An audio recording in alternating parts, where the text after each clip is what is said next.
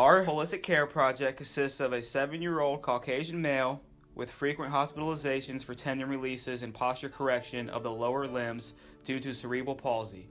He had surgery 2 days ago. He may have a hospital stay of 4 days. He has pain due to the surgery and suffers from seizures controlled by medications. He is not developmentally delayed. He is able to do basic self-care with some finer motor movement issues. He is prescribed physical therapy for placement of braces and gained improved ambulation. He uses crutches and braces. He likes to be social and loves to play games with other kids. He loves his school class and works hard to make good grades. He is able to be up as tolerated. Cerebral palsy is a neurological disorder caused by a non-progressive brain injury or malformation that occurs while the child's brain is under development. Cerebral palsy primarily affects body movement and muscle coordination. Though cerebral palsy can be defined, having cerebral palsy does not define the person that has the condition. For diagnostic testing, several diagnostic tests are used to diagnose cerebral palsy and an ongoing treatment of cerebral palsy. For diagnosis, imaging such as CT, MRI, EEG, or genetic testing may be done. Once diagnosis is made, ongoing testing of spasticity and range of motion will be performed. With our patient being a 7-year-old Caucasian with no developmental delays, made for a straightforward approach when it came to cultural considerations. When caring for a 7-year-old with no developmental delays, the nurse will introduce themselves by getting down to the child's eye level to make themselves appear smaller. The nurse will also use simple terminology the child can understand, and by letting the parents and the child's favorite toy be involved as much as possible. The nurse should also let the child play with the equipment before any use. A child that has cerebral palsy can have less than body requirements related to difficulty in chewing and swallowing and high metabolic needs. The goal would be that the child will receive nutrients needed for normal growth. The nursing interventions for this goal would be to monitor height and weight and plot on a growth grid, as well as to perform hydration status assessments.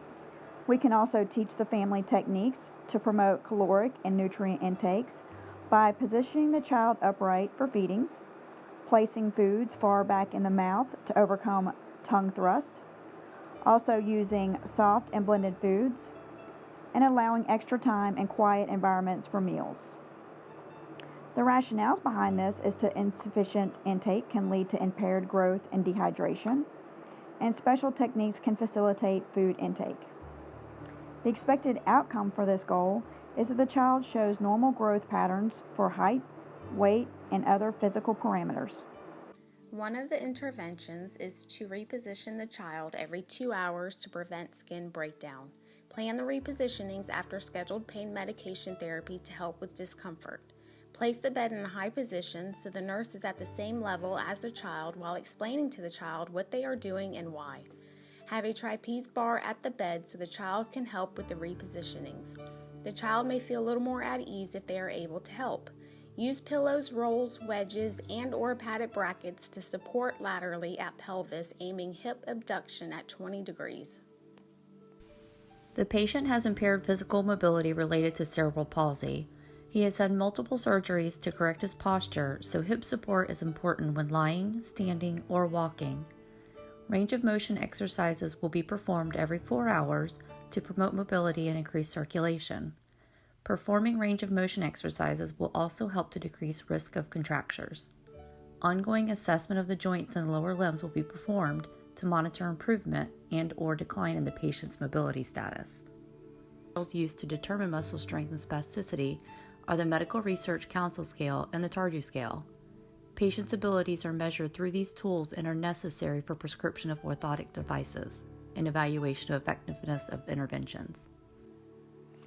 The patient's family had previously spoken with an agency about the placement of a service dog that will alert the patient and family to the onset of seizures, for assistance with ambulatory needs with braces, as well as providing companionship for the patient.